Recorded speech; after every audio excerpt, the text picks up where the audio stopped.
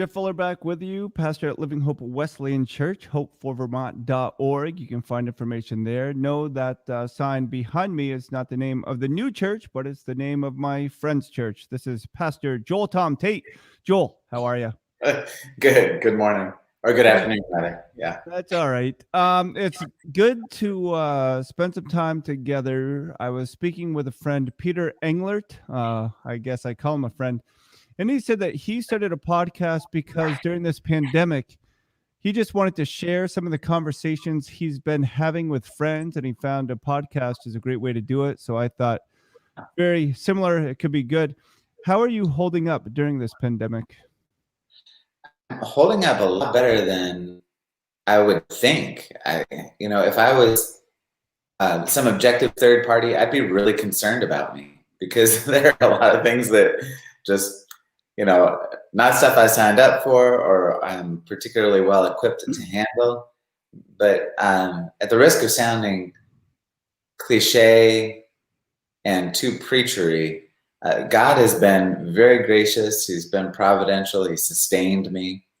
And I'm still at I'm certainly ready for the pandemic to be over, but I'm still at a place where I feel that I'm spiritually benefiting more from the tests and challenges than I am being undone by them, I guess.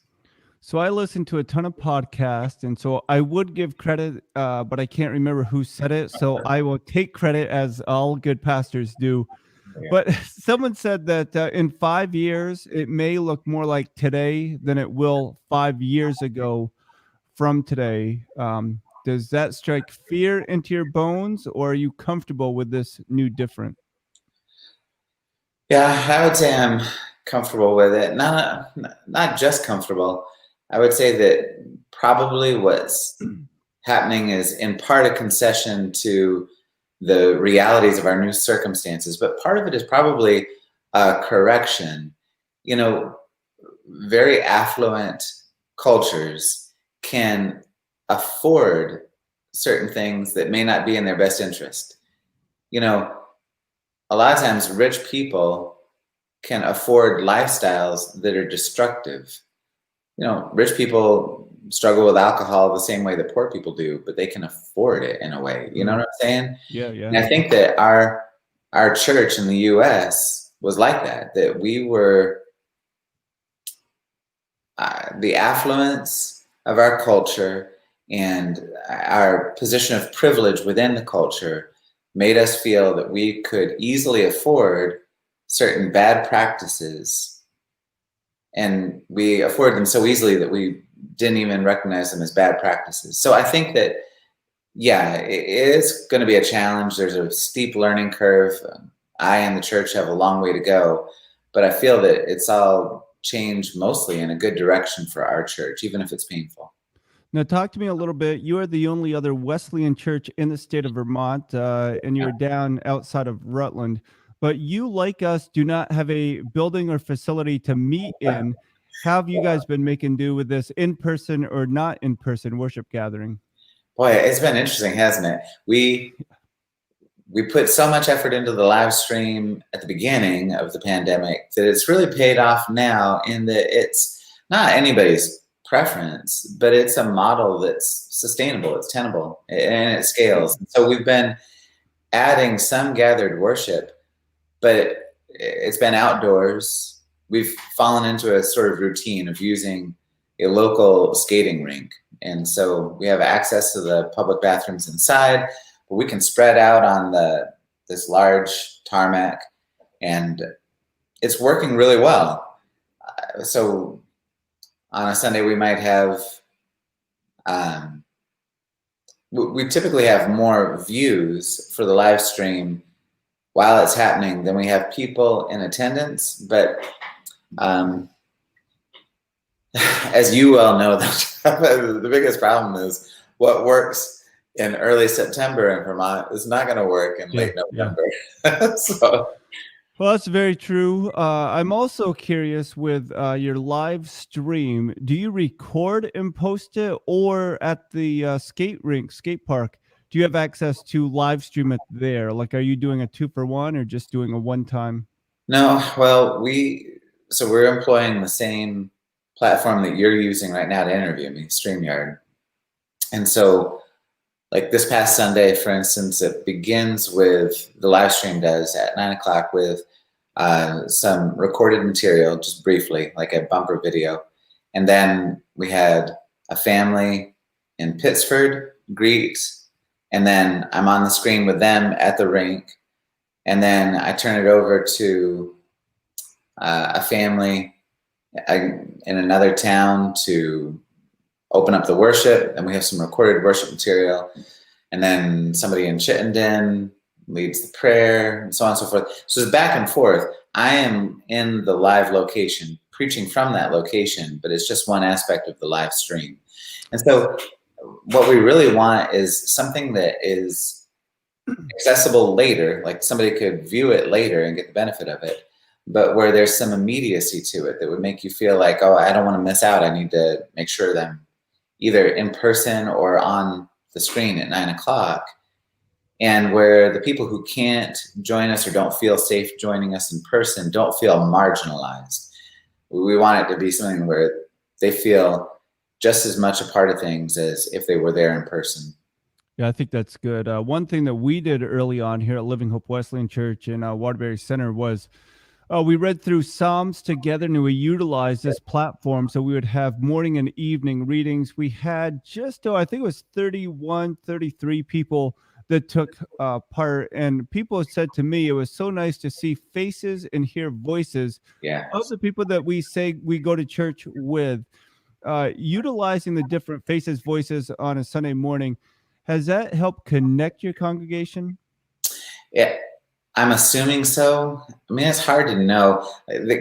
All of us are running laboratories and we're doing experiments, but none of us have the benefit of control groups. Right. So we try something, we think, well, I think that works, but we have no way of knowing if it works better than another approach would. So yeah, I think it has helped for people to feel connected. But even so, I mean, there's sometimes you get this sense from some people, you can relate to this, I'm sure. There are people in my church who are completely okay with staying the course, seeing it through. They're going to remain attached, even if it means they have to just make do with a live stream for a season of their lives. But there are other people who are looking at what other local churches are doing, and they feel a sense of insecurity about it. You know, they're meeting in person. Yeah. Why aren't we? We can't, we don't have a building. Maybe we should have a building. Maybe the fact that we don't have a building, it goes on and on. And when they start feeling insecure, it's so hard to keep that insecurity from leaking in, That's more viral than the coronavirus, I'm afraid. Right. Yeah. No, I definitely agree with that. And as pastors, maybe getting into the weeds a little bit, but we try to maintain that strong faith because it is our role. Pastor John Goki was saying that, yes, we're all in the same, the same storm, not the same boat, but he was telling me that as pastors, we're expected by God to kind of lead through this. And sometimes I fight that aspect of, I just want to be somebody that's floundering around. I don't want to really seek God out to see how he would help me lead this congregation. How have you balanced out the two from just being one of the guys going through it to, understanding the responsibility God's put on us as local church pastors? It's been hard. And I wouldn't say I've always done it real well, because I'm not, by disposition, I can be a fairly melancholy person. It's not my strong suit to be the cheerleader, the rah-rah, sus-boom-bah guy who gets up in front and whips everybody into a frenzy of confidence. That's not me. And recently, at the beginning of the pandemic, I was doing this study. I spent some time studying Elijah, and the place in Elijah's story arc where after the victory on Mount Carmel, and he goes to the brook at Kerith, I think it is, when he finds out that Jezebel wants to kill him, and he has this complete meltdown after having had this huge victory. Yeah. And he basically throws a tantrum. And I read that account, and it was strange for me. Instead of feeling judgmental toward him, instead of looking down on him like, why, you should be on top of the world right now, you shouldn't be giving it all this fear, I felt envy. I was like, the prophet Elijah gets to have a temper tantrum. Why don't I? I would love to just totally go out there and melt down in the woods and make God come and feed me with ravens. Yeah. So No, it's true. yeah, I think I've done my best to try and do that. It's helped to have colleagues that I can confide in. It's been important for us as pastors to be able to say to each other, this stinks, and I am concerned about everything from my livelihood, the future of my church, etc. Yeah, that's a great point.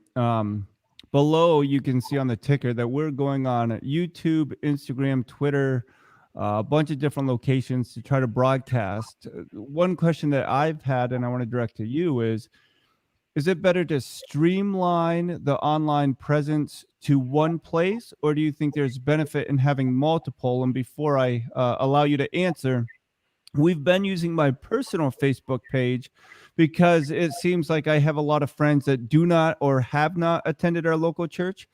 But now we're at a point where views are way down than when we first began. And we don't know if we should just streamline to YouTube or just pick one location. What are your thoughts? Well, I don't know. You're ahead of me on this one, and I honestly don't know enough about the algorithms and how they work to know what would be most beneficial. There are times where I don't know. That's one area where honestly I feel like I'm floundering, and I'd rather get advice from you. If you try streamlining and you go down to one and you discover that there's some benefit to that, then I'd be glad to know. Well, one thing that we've breaking news right now, this is, what is today? Oh, this is the second day that we have an assistant pastor. Yesterday, we hired Kenny White, 10 hours a week just to assist. And we're so excited about what that's going to mean. We're trying to discover the specifics of the job description. Yeah. But for you, having a ministerial intern, I forget the exact title, but having other staff with you, has that been a benefit, or has that felt like a burden at times?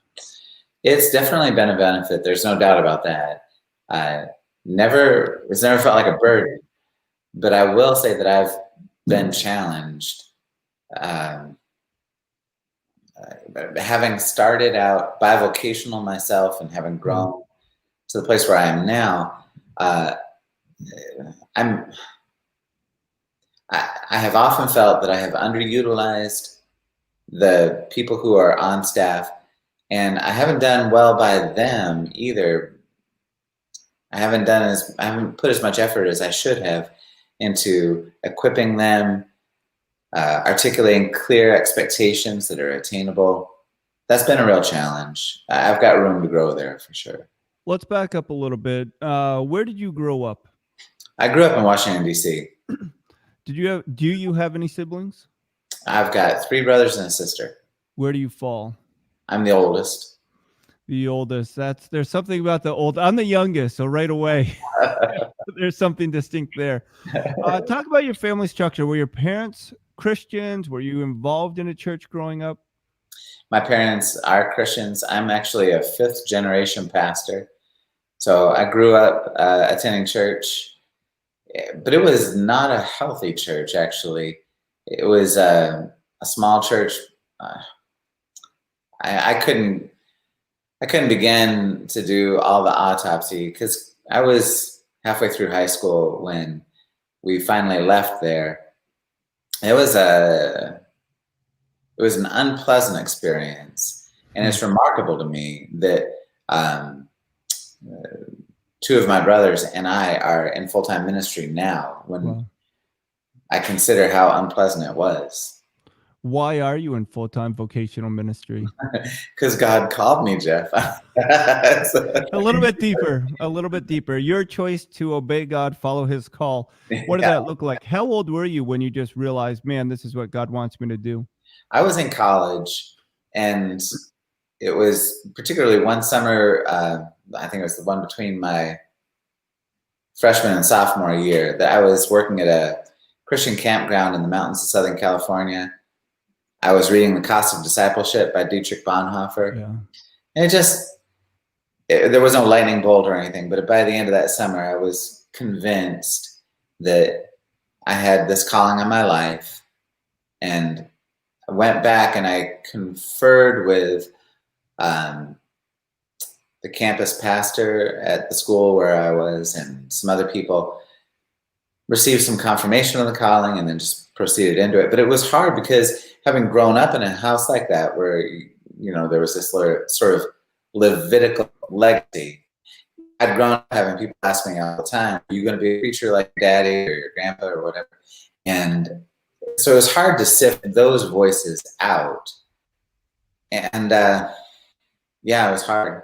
I was never, but I can't say that I was ever really reluctant about the calling either.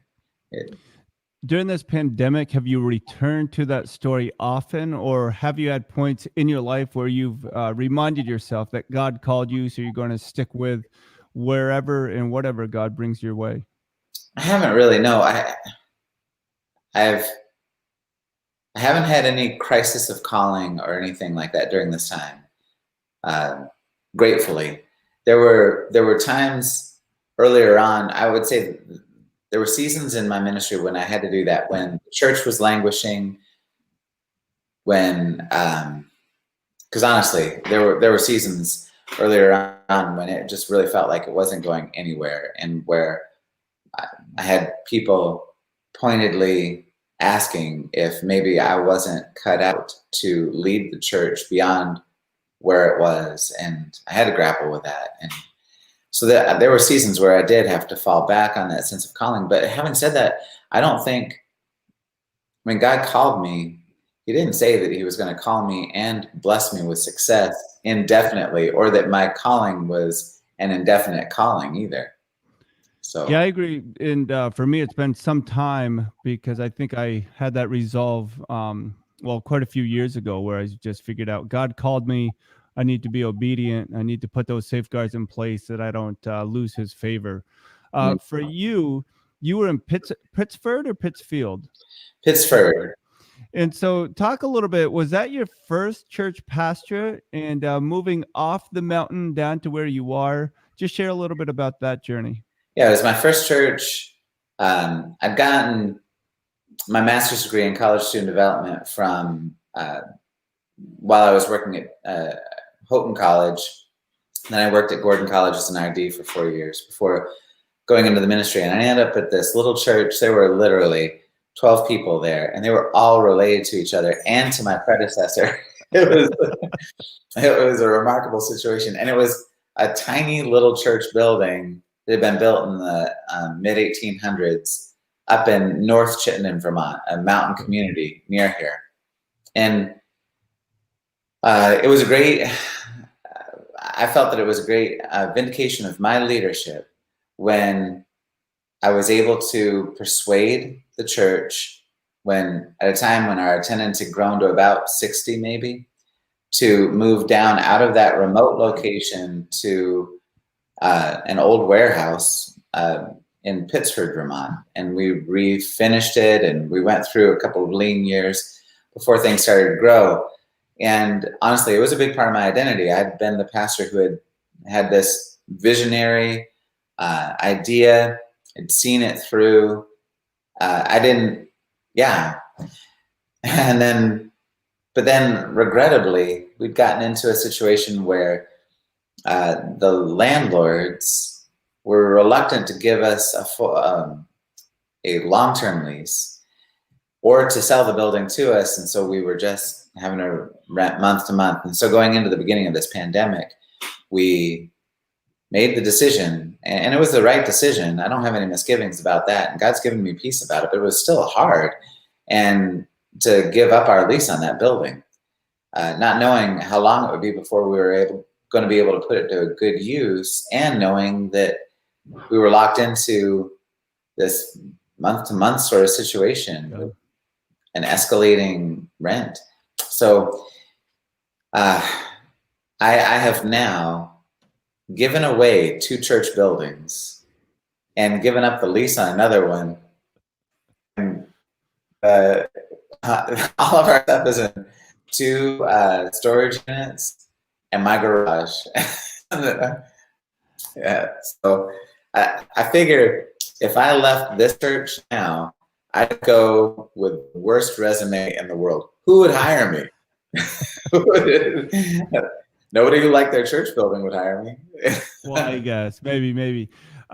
So when you left the mountain to go into town, so to speak, did you have like a vision from God saying to do this, or was it intuition where you just felt that was the next step? Was there like the burning bush moment, or where was that burning bush moment? That's a good question. I mean, I felt that I was being obedient. And of course, our understanding of the nature of the will of God is such that we could say it was within God's will, but it wasn't that God had said this is what you have to do in order to be obedient. I feel that's more or less where it was. But it was, I'd spent a lot of time praying about it. I spent a lot of time leading toward it.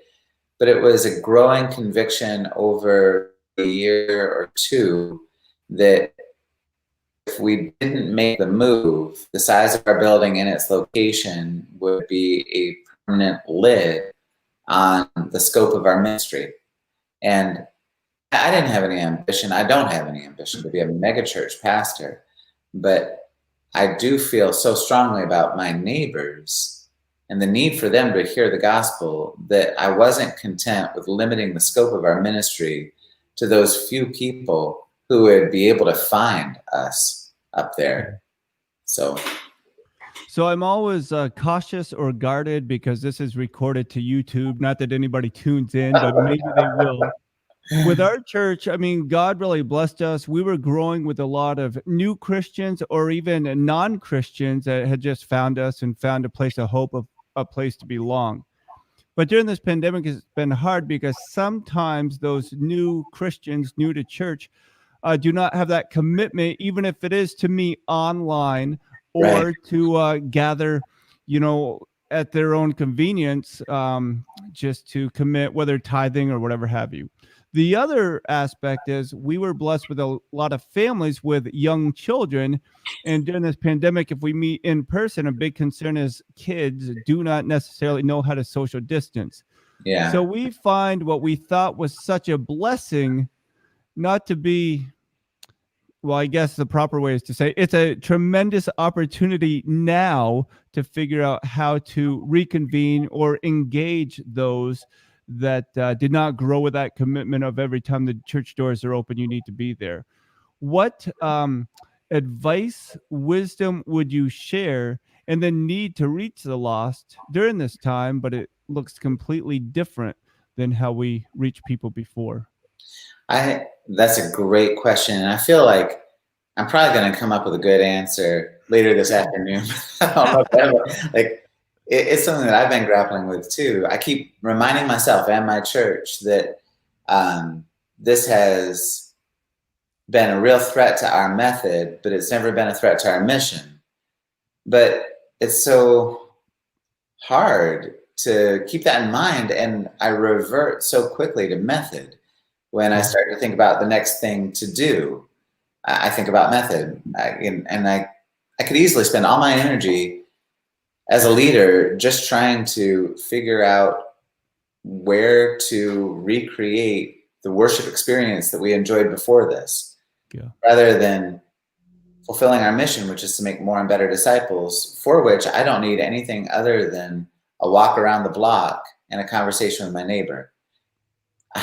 So I think that what you're describing, though, is something that I can relate to as well, that the people that I was most excited about having within the fellowship before the pandemic hit, the lost, the new to Christ, the immature, there are the people that have fallen through the gaping cracks since the pandemic started. And I don't know, a lot of that is a failure of leadership on my part, because I haven't done a good enough job of identifying those cracks and closing them up, or being a shepherd. This is a season that really requires shepherding. And I realized that I was a good manager, And I was good at certain aspects of church leadership, but the shepherding is something that I've really been struggling with.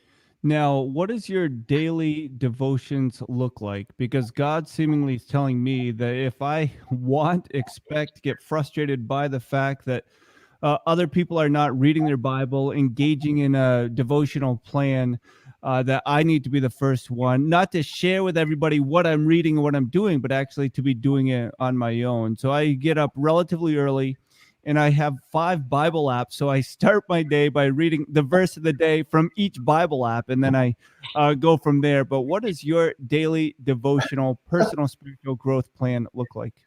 Man, I, I would rather you like ask me a question about pornography or something.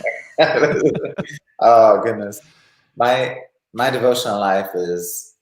I don't think anybody has ever asked me a question about my devotional life, and I felt glad that they had. You know, I've never felt like it's enough, and that's one of the challenging things about discussing devotions within the Christian community is that none of us ever have the sense that we did enough. And enough is a terrible word. Frankly, my devotional life now consists primarily of reading the seed-to-bed daily text. Okay. And reflecting on that. And if I'm being real honest with you, I don't do that every day. Yeah. There are some days I put it off until it's late in the morning. And anyway. How important is a daily routine for you? I went through Carey Nieuwhof's High Impact Leader. I think that's what it was. And it talked about having a set calendar. And I went through it and I was great making a calendar, highlighting, color coding, but then to follow that calendar, it seemed so restrictive. And I felt like I was being controlled, which I need to be, that I just wanted to maintain that I can be flexible and get in whatever God has me to do that day. How important is a daily routine for you? Or do you kind of not fly by the seat of your pants, but just kind of rest on the laurels of what needs to get done will get done? Do you mind my asking, what is your personality type? Myers-Briggs. Do you know your Myers-Briggs? You'd have to. I know it, but I can't think of it. I'm kind of. I don't know. I'm a 3 on the Enneagram that people don't like. I used to be called a melancholy phlegmatic. I am an extrovert that's highly relational. So I don't know where that puts me.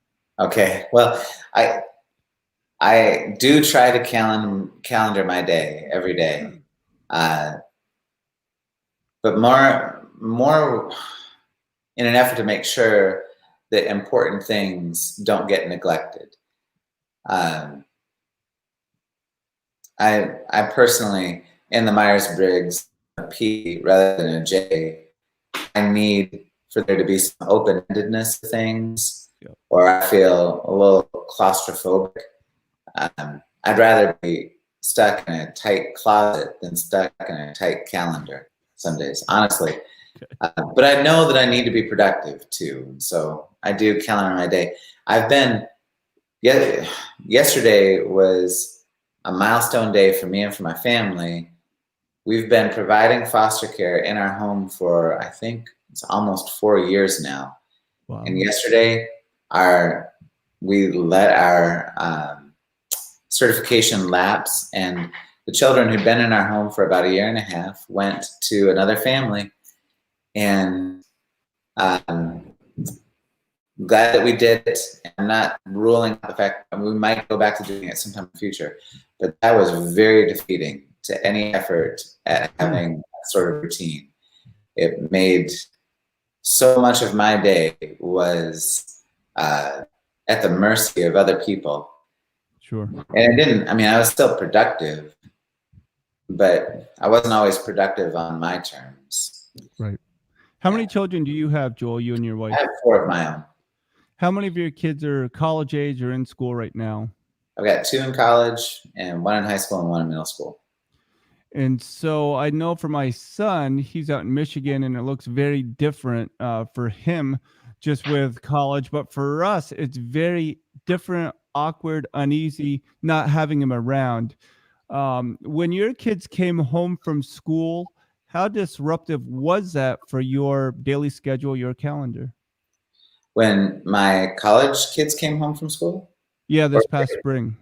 Yeah, it was not disruptive. It was amazing.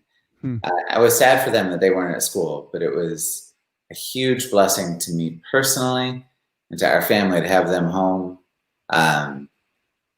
Yeah, it was fantastic. The college students in particular are at a place right now where they being adults and everything, I'm still their father, but it's a friend relationship, and it's just excellent having them around. Yeah. Hey, Joel, let's talk a couple more ministry questions, then I'll let you go. Thanks again for making the time. Pastor Joel Tate, Joel Tom Tate on Twitter. So if you do not have Twitter, just get it so you can follow Joel Tom Tate, pastor at Furnace Brook Wesleyan Church, the only other Wesleyan church in the state of Vermont. When we talk about being Wesleyan, we have several from our congregation that do not even know what that means, and I need to do a better job of that. But how do you explain to your congregation what a Wesleyan is and how important it is to be a part of a denomination that said, for us, the Wesleyan denomination?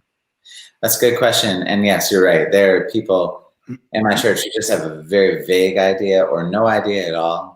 There are people in my church who don't grasp the distinction between denominations.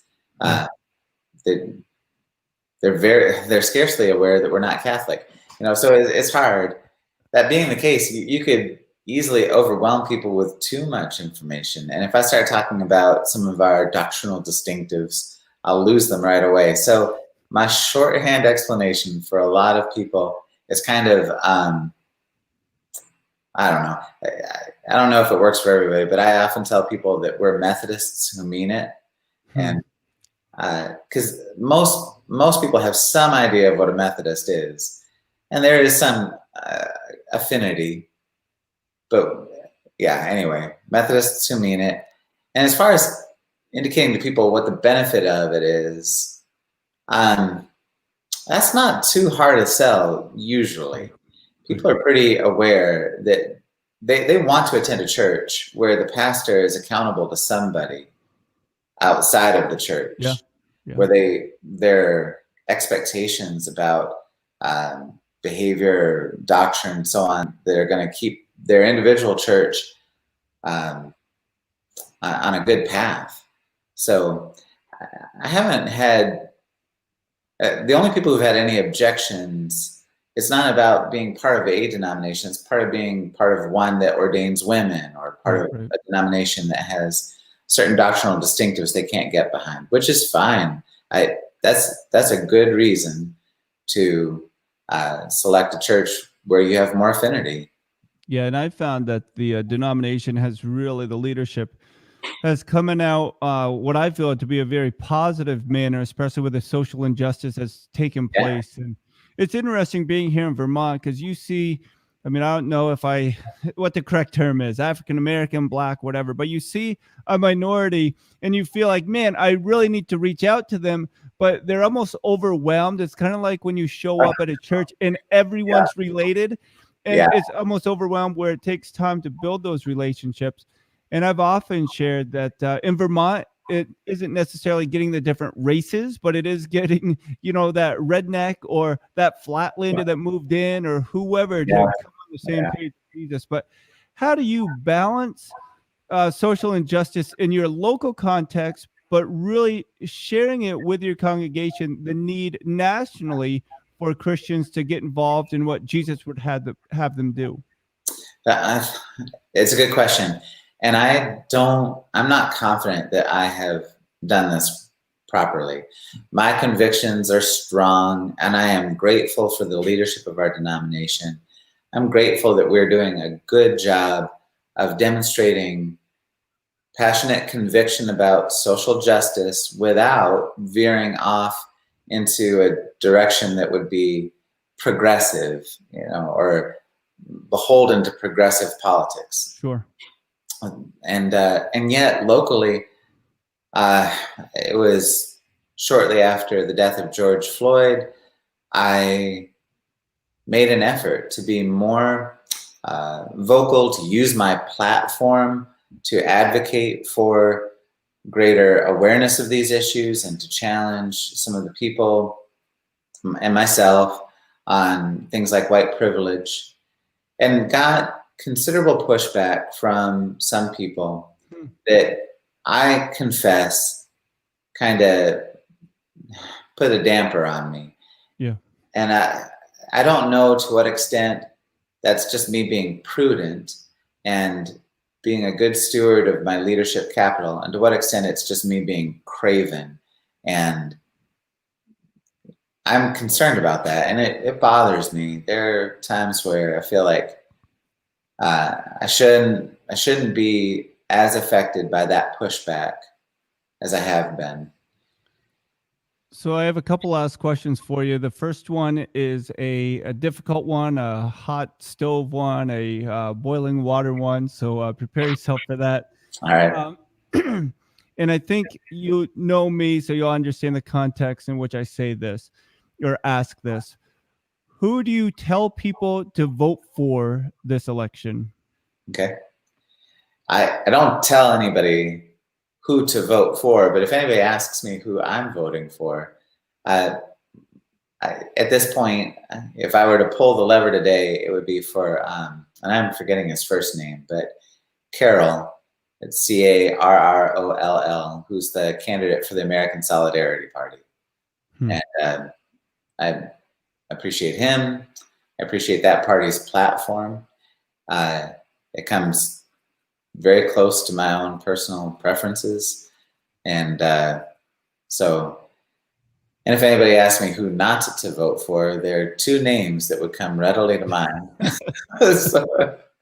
Well, it's very interesting you say that. And I think it is important for pastors to have this conversation publicly, that we have people individually we will vote for, but it is not a place where we as a church pastor can dictate or lead our congregation in. And I think the more that we are honest to say that we believe in Jesus, not a political party, the better it's going to be, instead of saying we believe in Jesus and this political party will get us closer to him, because I think that's a falsity that too often people have believed in. Okay, fun question for you. If you were asked to play a role in a fictional movie, maybe I asked this before, but a fictional movie, would you want to play the hero or the villain?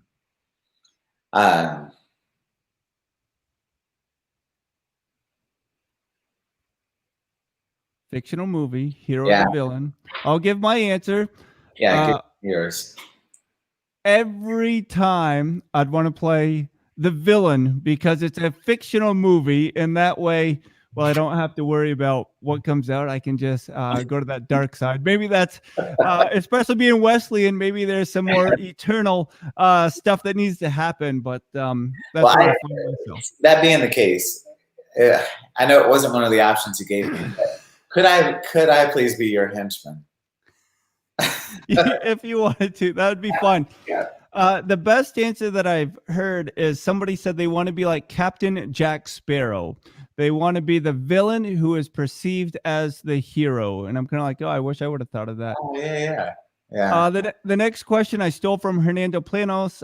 Listen to my sports podcast, Jay Fuller Interviews. You can find Hernando's interview there. He has a Be Contagious podcast. That's simply, if or with you, Joel, in your case, when the feature film comes out about you and your life, who do you want to play you in that feature film? Oh, man. I'll give you mine. I want to choose The Rock, Dwayne Johnson, because we look so much alike. I think it would just be great. I say that tongue in cheek. I think that'd be awesome. I was like, hey, The Rock's playing Jeff Fuller. I'd go to watch that. I don't know. I would. What I don't want is for you to ask any of my children who they would cast. And I'm just going to go ahead preemptively with one of the answers that they might give, and I'll just say Kevin James. All right. All right. And then the next question gets me in trouble, but who plays your love interest in that feature film where Kevin James is playing your role? Oh, goodness. And you know my wife, and I always say Yeah. Halle Berry, and she just shakes her head and smiles because, I mean, the Dwayne The Rock Johnson and Halle Berry, like that's a movie worth watching. Yeah. Maybe. I don't know. Um, goodness. No, I don't know. I'm not even going to give you an answer on that one. I don't know what I've answered to. All right. And so, like a good pastor, I always say final question, and I have one more. And this is actually kind of a serious one because I've always thought that instead of interviewing you or I for a pastoral position or whatever we're applying for, it would be important to interview our spouse or our children. Mhm. How often are you reminded of that legacy, that heritage that you're passing on to your kids? Oh, frequently, all the time. And I'm very grateful that I have children who love the Lord, who love the church, are committed to the church. And I don't know that any of my children are going to go into ministry or be eager to marry ministers themselves. And I certainly don't want to put that expectation on them. But I do. I think about that legacy all the time. Do you think about that legacy? Yeah, a lot, especially now with my son being in college. You go back not to regrets, but you're like, what could I have done better? What should I have done? And thinking about, well, I was going to ask too, with my kids, like I would love for them to get married, but I'm not guaranteed that they're going to marry somebody that had the same upbringing as they did or that I had with my spouse. Right. And that just makes me think, how can we do a better job of just displaying Jesus in such a way that they obey him and follow him wherever he takes them. So yeah, I do. I've got a lot of reasons, a lot of good biblical reasons for wanting to lead people to saving faith and bring them to the church. But I've got some ulterior motives too, and I would love to lead to salvation some very nice looking men with lucrative jobs who could be spouses for my daughters. But there you go. That's not up to me, really. It's such an interesting time in which we live. But Joel, thank you for making the time. And it is. You said it earlier that we're just in a laboratory, I think you mentioned. Yeah. And so we can look back and say, oh, that worked, that didn't work. But in the middle of it, it feels like I'm just making a mess. At times it feels like, well, that really worked. But as we mentioned, as it gets cold up here in the north, it's going to get difficult to meet even on occasion outside. Yeah.